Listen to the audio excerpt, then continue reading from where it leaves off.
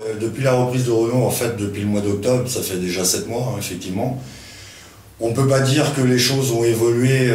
je dirais, de façon positive, puisqu'on est plutôt dans une situation de statu quo. On a le sentiment et la certitude que Renault ne tire pas les enseignements réels des successions d'actionnaires qu'on a pu avoir depuis la reprise donc, du 1er octobre.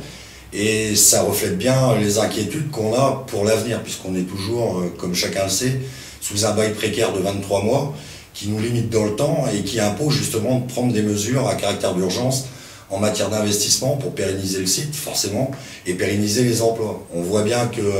à la date d'aujourd'hui, en tout cas, Renault n'a pas tiré les enseignements du passé, puisque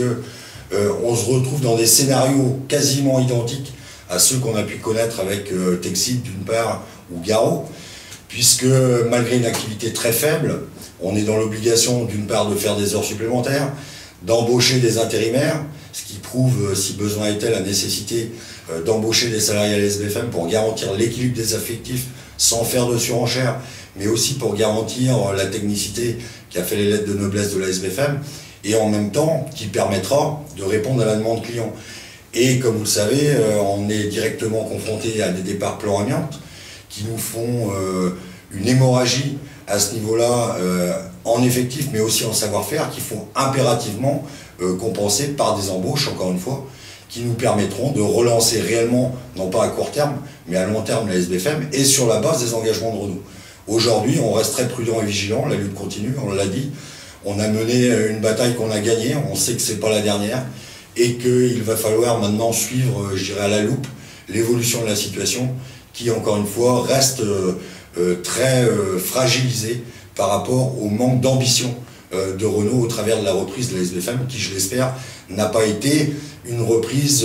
sur du court terme, mais bien au contraire pour pérenniser la SBFM dans un avenir réel pour les jeunes d'abord, qui en ont besoin en tant qu'emploi, et puis pour l'entreprise qui a besoin tout simplement d'être pérennisée à la hauteur de ses besoins. La lutte continue forcément, parce que bon, même si effectivement le 26 juin ça a été historique, hein, une bataille menée, gagnée, victorieuse pour les salariés, à la force, je dirais, du poignet et la détermination des salariés, parce que c'est uniquement et principalement grâce à la détermination des salariés qu'on a pu